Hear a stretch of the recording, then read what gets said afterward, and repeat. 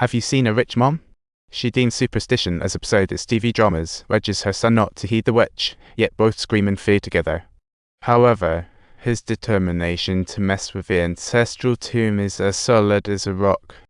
Hua Lin quickly gathers his gang, a Feng Shui master and a forensic expert, forming the supernatural demolition team to dig up the grave.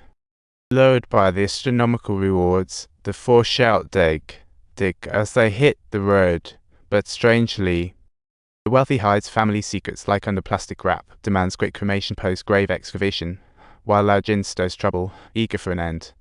Lao Jin feels this is more complicated than a soap opera, stubbornly insists on checking the grave site first, while the pandemic hits like a bad edit, and they finally arrive just as Lao Jin scans the surroundings and feels increasingly in awe. Not only is the rich family's tomb in prime real estate, it also has some sensitive diplomatic needs, and the tombstone doesn't even have a name. After tasting fate's bitterness, Lao Jin swiftly says he's out and runs off. Others resent his move, as if he snatched their snacks. Subtitles. Everyone's face suddenly changes color. It turns out this area is frequently visited by clever little foxes. Foxes love digging. Clashing with burials, burying here means trouble. Disturbing this land brings unimaginable misfortune. The more you earn, the more you need to live to spend it. Everyone wants to go home early, then sees the rich man with his kid's photo, and emotions turn complex. The rich man weeps bitterly, over 40 and wealthy, but his sons fall one by one. This is his third child. He's resolved not to give up on this kid. The rich man suddenly looks solemn, then eyeing vehemently like a torn bag. Naturally, he doesn't want to miss the big commission, so he proposes substitute rat killing plus shamanic ritual for blessings. Apparently, the idea of substitute rat killing means using other animals' lives to block calamities, which you could also call misleading sorcery. Subtitles. They rounded up 5 little mice, clipped off their fur, and stuffed it into the mouth of a live pig for connection.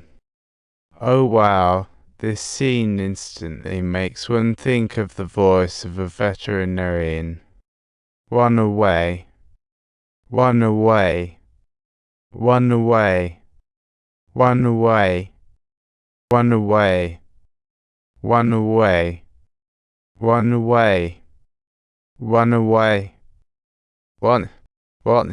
As the calls resonate, the workers eagerly begin to dig, while Hua Ling paints a masterpiece of live pigs like a mad artist. After half payment, the coffin is unveiled. The grand ceremony abruptly ends. Everyone carries it out, heading for cremation. Unexpected guests arrive.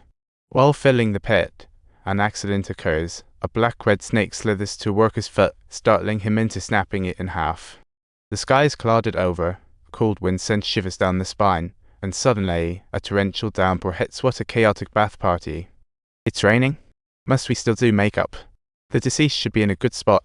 The host reluctantly agrees, and eventually finds a shelter at the foot of a mountain. After offering small favors to the jeweler, they place the coffin here temporarily. Lao Jin watches closely, but as soon as he leaves, the jeweler is lowered to a meal with a thoughtful friend. The coffin gets hosted. Just as it's about to be opened, an eerie breeze hits Hua Ling, knocking her out cold. When she wakes, she gathers everyone for the gross summoning. Feng Jis vessel is tightly roped, with quickening drums and faster chants, like a hypnotic dance at a festival.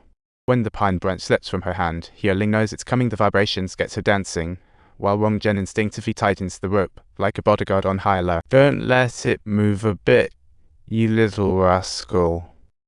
Take away polyamory, let's go with this. My little and smart doggo. This is warm and cozy, you little doggos. I'm so hungry. That voice sounds extremely cold and resentful. Obviously, the ghost was talking to Hua Ling, with piercing screams, as the shepherd killed his son and took his daughter-in-law away.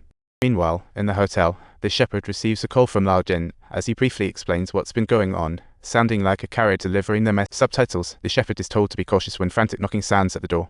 He's about to open it, but hears Lao Jin and leans to look. Hello, what is it, what?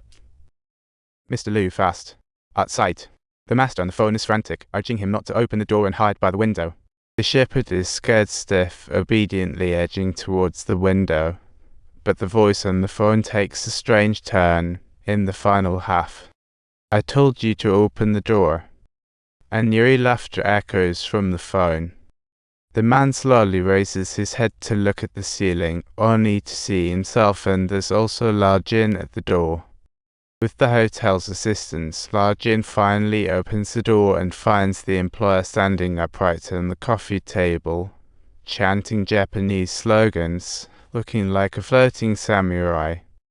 As soon as he speaks, he vomits non-stop, then drinks water as if fine. Lao Jin, puzzled, quickly raises the issue. Right now, we must finish the cremation quickly to stop this shepherd from causing harm. But the employee looks bewildered, his head turning like a... Then came a crack, his neck snapped, and his parents met a terrible fate. Talk about a tragedy-level gathering. Arriving at the crematorium, no one dares to act. Lao Jin panics, almost forgetting himself, fearing he'll lose the chance. If Aunt still refuses cremation, the family's sole male heir will surely die. Sure enough, an elderly hand in the hospital slowly moves toward the child's chest. Just at this critical moment, the aunt finally concedes, granting permission, and the issue can finally be resolved. The dreadful grip on the child slowly retracts, and the baby returns to normal. Everyone thinks the problem is solved, but a few days Lao Jin gets a call from the grave-digging worker. Upon arrival, he finds the man huddled, trembling like a crazed beast. Seeing you is like grasping a straw. He says he angered a snake in the graveyard and asks Lao Jin to find its body for expiation. He's afraid he won't live long. Though Lao Jin is reluctant, he ultimately heads to the graveyard to save the guy. Who knows how the scenario will play out. Don't forget to subscribe for more wild tales.